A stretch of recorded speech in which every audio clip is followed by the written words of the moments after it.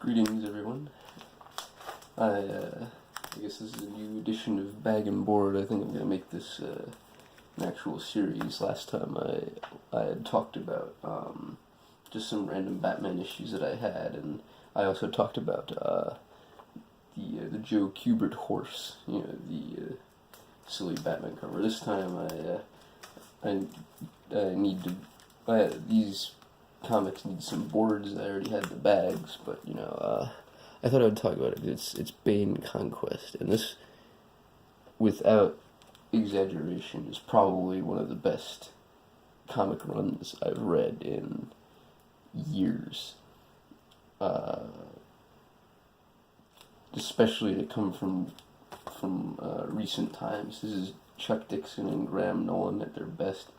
And just look at these covers, man. This is classic comic book stuff right here. These were great. I thoroughly enjoyed reading them. I blew through them because it's like a fast-paced action adventure. It expands on Bane, and look at that. Like, you even got word balloons on the covers. Like, that's totally old school. Yeah. I love this one. This one's great. You just don't see stuff like this anymore. These are all excellent covers, and this one's awesome too. He's just breaking the logo over his knee like he broke Batman's back. This is great stuff. The story is great. Chronologically, it takes place after all the Bane stories. So Nightfall, where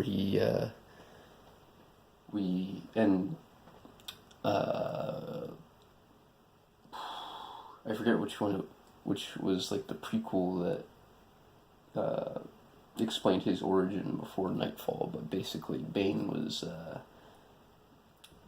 he was a child in this fictional South American country, the prison is called Santa Prisca, but he was in a fictional South American country, and he, as a child, he had to serve the sentence of his father's crimes. So he was, his mother was in prison, and he was born into prison and was serving his father's life sentence, and he had to survive in prison. And he studied, and he became very strong, and he became a master strategist and a very strong physical specimen, so they used him for their experiment for a drug called venom, which enhances the strength even more, and it's pumped directly into his head. So eventually he escaped, and he set his sights on Gotham because Batman reminded him of the nightmares he used to have. So his whole plan was to take over Gotham City and defeat Batman, and that's his whole shtick. So that was Nightfall. He was the guy who famously, or infamously, whichever is more correct with the syntax here, but his whole deal is he broke Batman's back, and Batman needed to recover from that, and he had Jean-Paul Valley take over as Batman in the crazy armored suit, and Bane was subsequently defeated, and he's popped up here and there again. The other notable time that I know of is Ra's al Ghul recruited him to replace Batman as the worthy heir and successor, and that didn't pan out well. So this takes place after all of that, and Bane still has his team of guys, Bird and Trog and Zombie, all those guys are still there, that he escaped prison with and grew up with, so he still has his whole team. And just to illustrate how well this story is done by Chuck Dixon, immediately the first 3 pages has everything you need to know. Alright, now I'm not going to go into a whole in-depth review of all of these, but first 3 pages, these guys are on their boat, they have cargo, this word balloon sets up they're in international waters.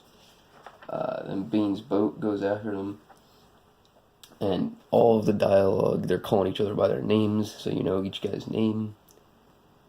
and then they communicate over the radio. And right here, it explains why Bane's going on the ship. So right, the first 3 pages, you have all the exposition you need. Even if whether or not you even knew anything about Nightfall that I just explained, regardless of any of that, first 3 pages you understand exactly what's going on, and that's just excellent storytelling right there. So, and this artwork is great.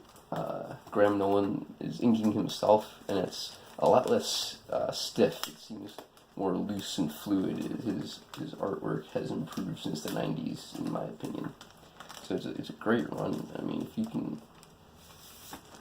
can find it in single issue format, I would recommend that just for the covers and the collector value. But if that's something that bothers you, maybe they might do a trade paperback of it. Hopefully they will, because this one definitely needs some attention. This is them at their best. I mean,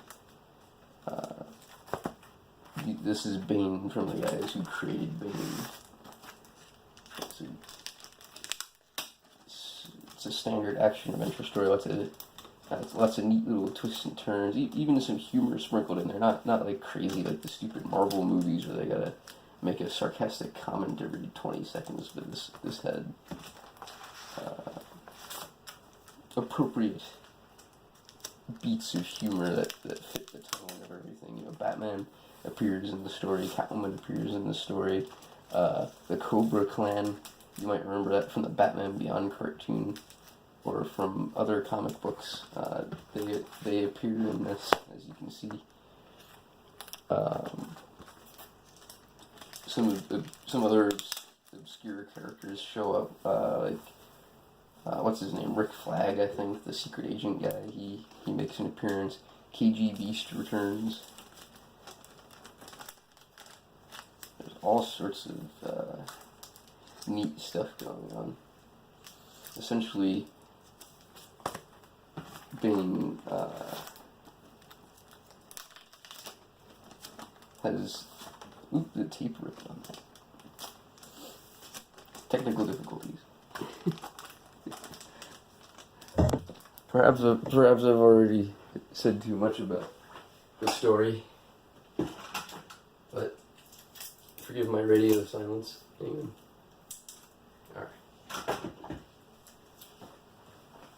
Alright.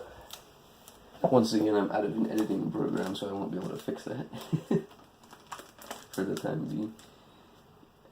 New piece of tape right there. Yes, highly recommend tracking this down.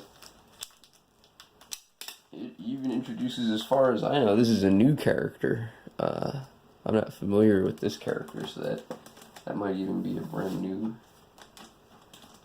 addition. She's interesting as well. Essentially, Bane is trying to, he's kind of outgrown Gotham. He just kind of wants to establish himself on the same level as, League of Assassins and Ra's al Ghul, Sensei, and, the Cobra Clan. He wants to be, in charge of a criminal empire now. He wants to take over everything. Hence, the title Bane Conquest. And he runs into some trouble because, everyone else isn't exactly thrilled with that idea. He teams up with these guys too. I forget his name because the reason I haven't. Oh shoot! This tape ripped too.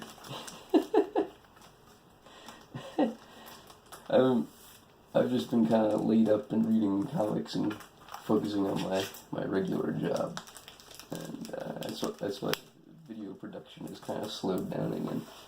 But I'm going to pick back up the pace, and I'm going to try to get back to a video a day like I was doing before. But, let me know if you thought this was interesting. Let me know if a more in-depth review. This is just kind of me talking about it, so I have something to do while I'm putting these away. Otherwise I would have just been sitting in silence, just warding them up myself. So, great run, super fun, better than anything on the stands right now. You know, Tom King's Batman sucks. Pretty much every Marvel comic sucks. This is like good classic. That's what's even weird about it, is that it's not that it does anything extraordinary. Like, this isn't the next, you know, Watchmen or anything that will be like studied for generations. It's just that it's such a good quality that it used to be the industry standard quality, but now it's just it's so uncommon that this seems even better than it actually is. But it's definitely deserves a read. It deserves your attention. It's definitely a great comic, even not taking that into consideration. Chuck Dixon's an old pro. You check any top 10 comics list, and he's got his name on it several times. He did Nightwing and Batman, and he's done everybody. So, you know, he created Bane, so this is from the horse's mouth as far as I'm concerned. And same with Graham Nolan, the other co-creator, and his artwork has never looked better in my opinion either. So he probably got all fired up about this project. Good, fun, action-packed run. Good twists, turns. Just fun, interesting expansion on the character. Great stuff. So I'm gonna go put these away and upload this video, which will probably take like 80 years for some reason. Oh, and never mind that little artwork over there. That's one of my secret projects. You'll learn about it soon. All right, take care.